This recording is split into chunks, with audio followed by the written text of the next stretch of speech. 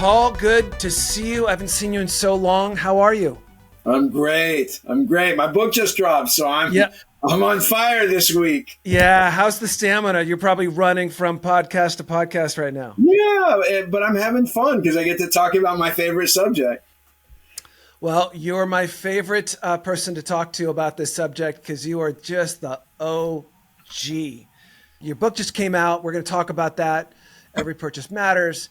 But I kind of got reintroduced to fair trade. It's something that touches my life. It's so normal.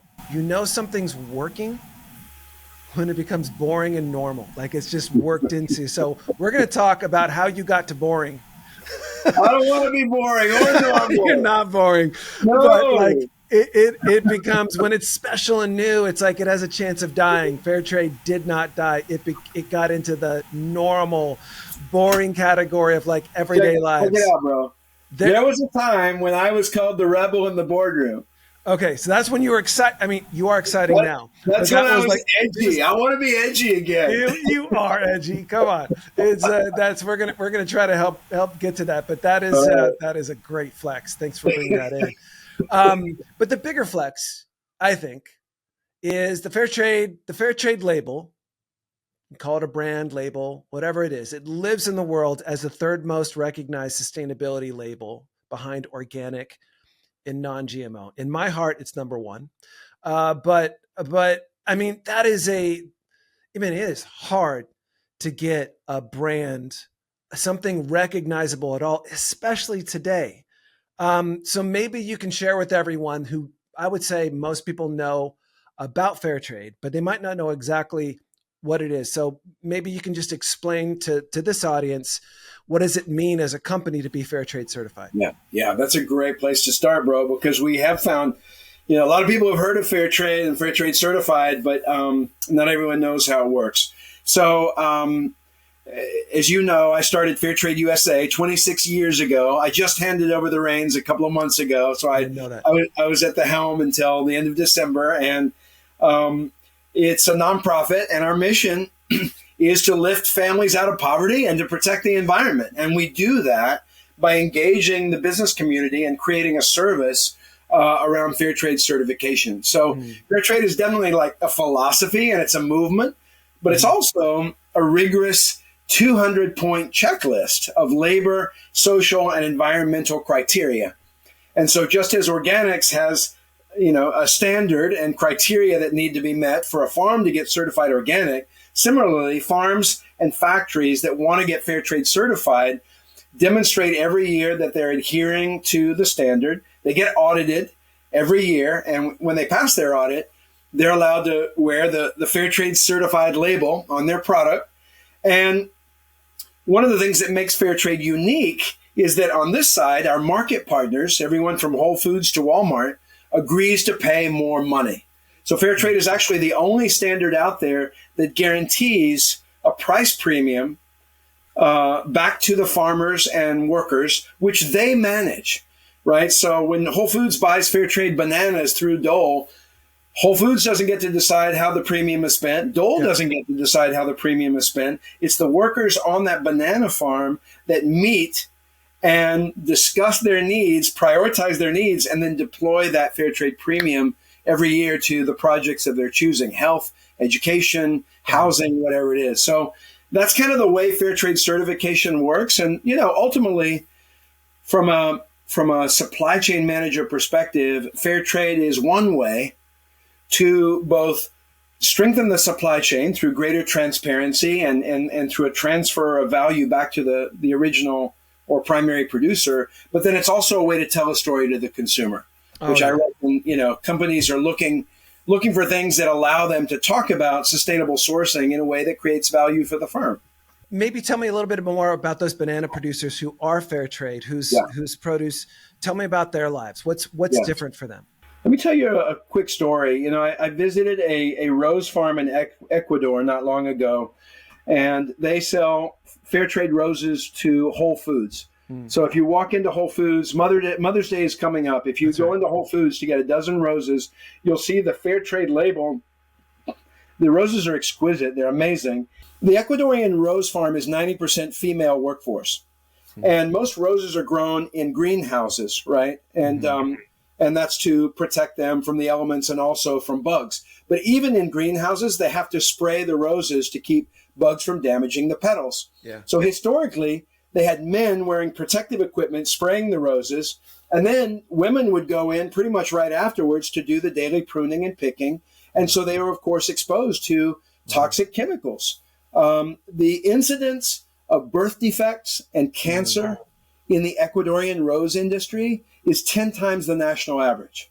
So one of the things that Fair Trade knew it had to do was implement a rose module added on to the agricultural standard that had a very particular approach to the issue of toxicity and exposure to chemicals in the rose industry. Yeah. So basically we have three things: a long list of chemicals that are not allowed. The most toxic chemicals are not allowed at all. Secondly, mandatory worker training so that the women actually know that getting exposed to agrochemicals is harmful. And then number three, we have a lockdown protocol. So depending on what was sprayed on any given day, they have to literally lock the doors of the greenhouse for anywhere from 8 to 24 hours to allow allow it to reside. So when we visited the farm, we were talking with these amazing workers. Johanna Quinteros is one that comes to mind. And she was talking about feeling safe now going to work because her farm got Fair Trade certified 2 years earlier. And, we're taking care of them. And I was blown away by the story. And then she launched immediately into, well, you want to hear how we spent the Fair Trade premium? And I was like, well, yeah, of course I do. Fair Trade premium, by the way, is only 1 penny US per stem, right? So for you and me, it's a negligible markup, but for them, it meant hundreds of thousands of dollars a year in premiums going back to the 1,000 workers on this farm. So what they did last year was they built a wash house. They built a laundromat because the work week in Ecuador is 5.5 days. So basically Sunday was their day to do laundry. Yeah. None of the workers could afford their own washing machine. So they do laundry in the river, right? Ankle deep in ice cold river water, washing the clothes by hand. So they built a laundromat, which, and the owner provided the land. The workers built the building and installed the machines and hired a couple of people to, be there all day. So you can take your clothes in at the beginning of your shift in the morning, and they'll be washed, dried, and folded. And when you in your shift, you swing by and you pick up your clean clothes. Yeah. And, it just underscored for me something that we take for granted, which is just having access either at home or at the local corner to a way to wash clothes so that we don't have to stand in ankle deep in river water. What Johanna said to me was, Fair Trade gave us our Sundays back. Fair Trade gave us our Sundays back. She has 2 kids. Imagine being able to spend Sunday with your kids, with your family, instead of in the river washing clothes by hand. So for me, these stories are the best way for me to describe the powerful impact that a fair trade purchase can make in the lives of farmers all around the world. Well, that's beautiful. Everyone's thinking about supply chains today, Paul. Everyone. Not in the way that you and I think about them. Yeah. So, how do you think the Trump administration's policies on tariffs is going to impact fair trade? That, everyone is pivoting and thinking about their supply chain in different ways. I'd love to get your take on, can this kind of sky is falling trade war, can there be any benefit to fair trade? Can there be a reset where there's an acceleration and hopefully not a walk back around fair trade and supply chains? Yeah, of course. Absolutely. So first of all, as the story that I just told revealed, fair trade in terms of the impact for farmers and workers is about better wages, safer working conditions, respect, and this fair trade premium that allows amazing development outcomes. And that benefits not just the farmer and the worker, it also benefits all the actors in the supply chain. We hear this from brands and retailers that we work with all the time who say, the workers on the farm are so much happier because of the fair trade standard that they're not leaving.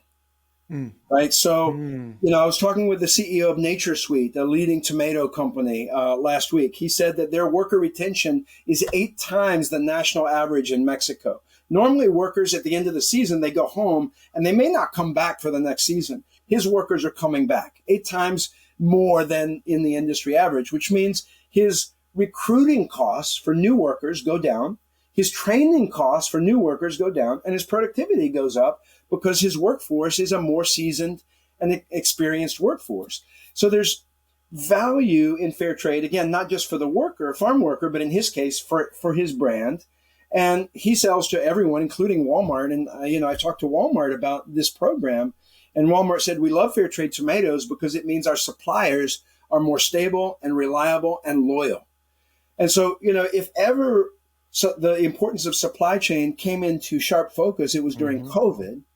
And what I see over the last 26 years of doing this is a real shift in how companies are thinking about the supply chain and the importance that they're attaching to supply chain reliability and security. And fair trade and other expressions of responsible sourcing are addressing that value proposition. So when people ask me, well, what's the business case for fair trade? I say, well, it's one of two things or both. One, it's a brand differentiator that allows you to tell a great story to your customers. But two, it's a way to drive sustainability, to drive transparency and reliability into the supply chain. Yeah. And so, there's real value on both sides. Now, in comes Trump and Trump's tariffs, which are counterproductive. And I've been on the phone for the last couple of weeks talking with people all around the world, growers that we work with in Mexico, brands that we work with here, retailers.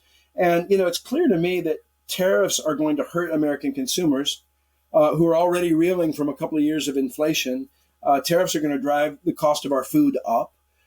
It's going to hurt American business because there are retaliatory tariffs. I've talked to brands that export products made here in the U.S. to other countries, and they're now facing retaliatory tariffs, so it's going to hurt them. And it hurts sustainability. Tariffs definitely hurt sustainability because, a lot of producers around the world are being told by their buyers here in the U.S., we can absorb some of the tariff, but not all of it. So you're going to have to figure out how to incorporate some of that extra cost into your ledger. And so what's going to get cut? Well, sustainability is quite possibly, an area where developing world farmers and workers are going to be, looking to cut costs. Again, I talked to a vegetable grower, a bell pepper grower in Mexico, who recently said they were planning to invest in solar panels over their plant to reduce energy costs, but also to transition to carbon neutral and be more climate friendly in their production. Yeah. That project's on hold now because of the threat of tariffs. Tell me if this equation works from what you just said. Are you saying that fair trade can reduce immigration? Oh, 100%. Without it's a doubt. Just not I don't think I would have got there, but that's just such a flip, right? I mean, It's not even it's a policy. It's that fair trade somehow works in an America first policy agenda. It does, insofar as, at the heart of fair trade is helping families in Latin America and around the world achieve a decent living, which allows them to stay home. As you know, before I started Fair Trade USA, I lived in Nicaragua and worked with farmers way up in the mountains for 11 years. Yeah. And I know people who hit the road for the U.S. They were people living in desperate poverty. They were fleeing poverty. And so it's just logical that if we can help through fair trade and things like it, get more money back to communities in Latin America, it's going to allow people to stay home where they want to stay. No one wants to hit the road.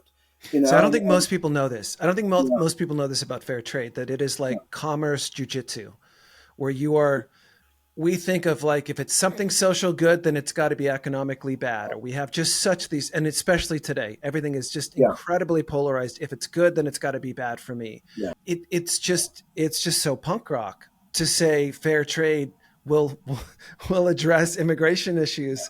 Yeah. But clearly, you've got the data to prove that. Yeah. Yeah, we do. I mean, it's amazing when CEOs of multi-billion-dollar companies, in Mexico and Latin America say, yeah, actually my labor retention is 8 times higher than the industry average or whatever it is, right? Because what that means, if they're retaining workers on the farm, it means those workers are not immigrating. So yeah, there's actually really good data on this, and I don't really tout fair trade as the solution to illegal immigration. You should try it. It's a great way to promote a book. It actually is, a big part of stabilizing communities so that people can stay where they grew up and continue living the lifestyle that they're accustomed to. Yeah, no, it's an important note. So when you started fair trade, was it late 90s? Somewhere around there? 98. Yeah. The world had a very different, the world looked a lot different. It had a very different relationship with truth and its first cousin, trust. Anything can be challenged today with the right amount of amplification because communication has been democratized. The louder you are, the more true it sounds, which I don't believe, and I don't take on that we live in a post-truth world, but we live in a truth-challenged world because truth can be challenged at any level. How does this current climate affect certifications like fair trade when it seems like truth and trust are kind of negotiable when we both know that they're not? They're quite absolute. But this is the world we live in, and fair trade is an absolutist brand. It is a de facto. How does fair trade continue to grow in this kind of climate? I think that's a really interesting question. In that it kind of underscores why companies need things like fair trade certification, right? So I think the skepticism around companies who claim to be doing good is growing. And the larger the company, the more skeptical the consumer is when a company says, yeah, just take my word for it. And sadly, Starbucks got itself in a pickle because it, dropped certifications and leaned into its own program with good intent, by the way, with good intent. Yeah. But, now they're dealing with a lawsuit and around, the ethical sourcing claim. And I think it just underscores the value of independent third-party certification. And so, from my perspective, to your point about truth and trust, it's a time where I think more companies will come to the certifiers like us. And my sense is that, the need for some kind of validation and verification of corporate claims around supply chain practices is only going to grow. We are living in a war of words right now. There's clearly a concentrated campaign on, woke, ESG, DEI, which I believe to some degree is a reaction to the virtue signaling that we've seen, that marketing teams can't help get a hold of terms that might give their market share a little bit greater. And so they just couldn't help themselves. And a lot of companies virtue signal. And I think a lot of what we're seeing with companies walking, quote unquote, walking back their goals is they were just signals and they were just marketing. And it seems like there's a differentiation between the veneer of doing good and the practice of it. And when I was joking about the boringness of, when you're doing something over and over and over, it just becomes standard operating procedure. And it just becomes who you are. Take a Ben & Jerry's, take a Patagonia. It becomes embedded in the value of the product. So the veneer and the virtue signal on one side, and you've got just this embeddedness on the other. It seems like fair trade has just been a part of embedding itself into the practices of a company. This is just who we are and how we do it, and the economics just play out. Is that true? Yeah, it is. I think there are still big questions for companies looking to bring a more responsible, ethical, sustainable approach to supply chain, to sourcing. By the way, have you seen my book yet? It's beautiful. It is beautiful. Thanks, man. 3 years in the making. Every purchase matters. Is this your first book? Is this your first book? Oh, first book. Man, you made us wait. Thank you, brother. One of the chapters of my book is entitled Who Pays for Sustainability? And this is a big debate in the responsible sourcing movement. Does the firm pay for it? Does the consumer pay for it? And I kind of surface all kinds of different perspectives on that debate. John Mackey, the co-founder of Whole Foods, shares his perspective. He thinks the consumer should pay for it. He thinks that a responsibly sourced product should cost more, a little more, not a lot more, but a little more, and that the consumer should pay for it. And when I said, well, doesn't that mean that we're doomed to be a niche? He said, yeah, but you can be a huge niche, but, the consumer should pay more. And the consumer has demonstrated that they're willing to pay more. And in fact, there's some research that suggests that consumers see price as a validation of the validity of the claim. In other words, if a sustainable product is too cheap, consumers doubt the authenticity, right? So they expect a sustainable product to cost a little more. But then the other point of view, loud and clear from Tarang Amin, who's the CEO of Elf Beauty, second largest cosmetics company in the U.S. They're now 85% fair trade, and they are an affordable cosmetics company. It's like, think $4 lipstick sold at Target, and they're on fire as a company. They've reported like 40 consecutive quarters of growth. They've gone fair trade, and they didn't charge more for the product. So they kept the price to the consumer the same. They're paying the workers more. So my question in the book to Tarang is, how did you do that? Like, did you take a margin hit? And he said, no, of course not. Fair trade helped us grow our volume. And by growing volume, we were able to smooth fixed costs across a greater volume. And so we were able to maintain margins, strengthen the brand, pay workers more money, and still provide an affordable price to the consumer. I believe we're in a 50-year evolution of capitalism. I think capitalism is evolving from a highly extractive and exploitive version of the past, where supply chain managers didn't give a shit about third world farmers and workers, excuse the expression, to a future state where conscious capitalism is the new normal, where supply chain responsibility is the new normal. Maybe not everyone's doing it, but it is the new normal. What gives me hope is seeing the trajectory, because I've been doing this thing for a long time, seeing the trajectory and the progress that we've made over the last 25 years. It's unreasonable to think that we won't make similar progress over the next 25 years. Of course. And we need to measure these things in years and decades, not quarters and months. It just, it doesn't. And really, 25 years in the history of capitalism is a very short blip to see that much. Yeah. So I couldn't agree more. Are you concerned about consumer indifference in regards to ethics and supply chains? I mean, because I think people need to hear, I think it's easy to say, well, yeah, people are cynical, but you say 43% of millennials, or I think not you, but the data, 43% of millennials say that fair trade certified influences their purchasing products. So the data says something very different than the commentary. Tell me more. Yeah, the research is clear.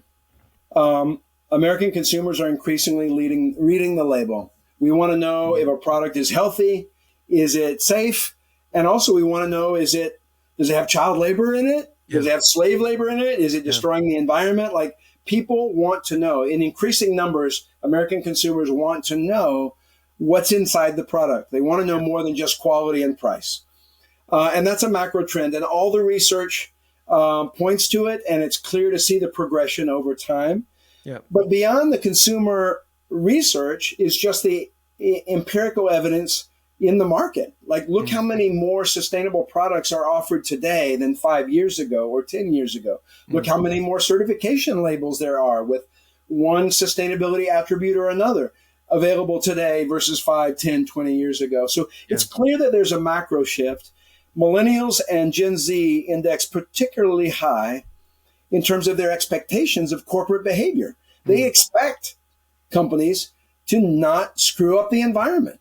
They expect companies to not support child labor and slave labor. And they're willing in higher numbers than their predecessors to punish a company by walking away if something is revealed about bad practices. Now, is that everyone? No, that's not everyone.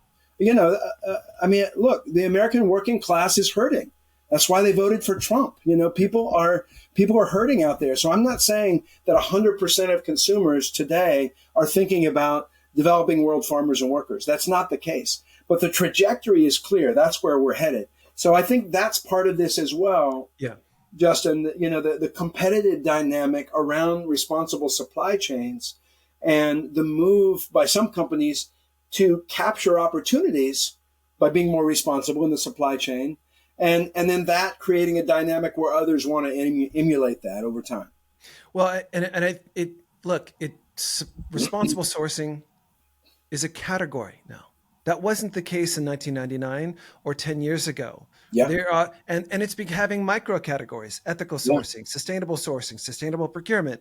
There are entire teams that are organizing around transparency and ethics in supply chains. Most of the people that are listening to this are either interested in or are practicing responsible sourcing. What encouragement can you give them in a moment like this, where the sky's falling with tariffs, inflation, we don't know what's going on? Can you offer any sage advice or comfort to people that are professionals who are in these positions? The mentality of business leaders in the past was what I call the trade-off mentality. I got my MBA in '96. That was certainly the mentality, the predominant mentality in business schools at that time. Either your job is to maximize profits for shareholders, or you do this sustainability nonsense, but you can't do both, right? It's one or the other: profit maximization or sustainability.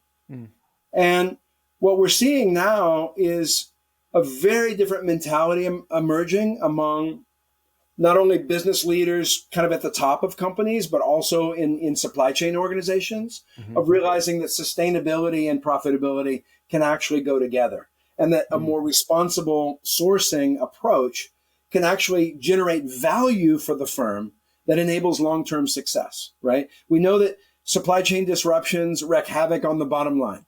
So how do you create a more resilient, reliable supply chain, right? Well, go build transparency, build traceability, know who your supplier is, make sure that money is flowing back to them. Trickle down economics normally doesn't work. You've got to build that supply chain and create that direct connection so that you know that enough money is flowing back to the farm or the factory to be able to stay in business. Yeah. So there's a real business case for responsible sourcing. Hopefully your listeners work at a company where the CEOs are already thinking ahead and realizing that responsible sourcing and profitability and enterprise success can go together. So then if we have that air cover from the top, then it's the hard job of the sourcing people to figure out the how. There's no one solution to that. I work with 2,000 plus brands and retailers, and different companies take different approaches to how they capture the value from responsible sourcing. And some do it by telling a great story to the consumer. Others do it by, taking advantage of the loyalty, that they're building with suppliers by treating their suppliers like partners rather than just expendable, suppliers. Yep. There are so many different flavors of responsible sourcing, and I'm sure that your listeners know far more than I do about all the different ways, right?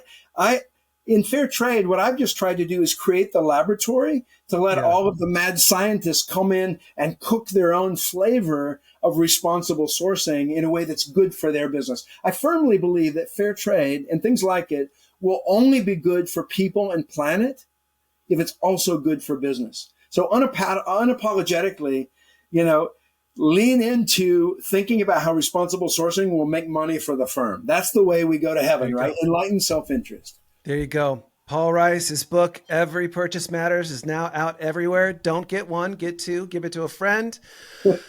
Paul, thank you for coming on. You are a heroic figure you belong in the Mount Rushmore of responsible sourcing. So thank you so much for coming on, and we're gonna get as much attention for your book as we can. Thank you. Justin, thank you. Thanks for everything you do, brother. Thanks, man. Oh, and I love being called brother. I'll take it. Cheers.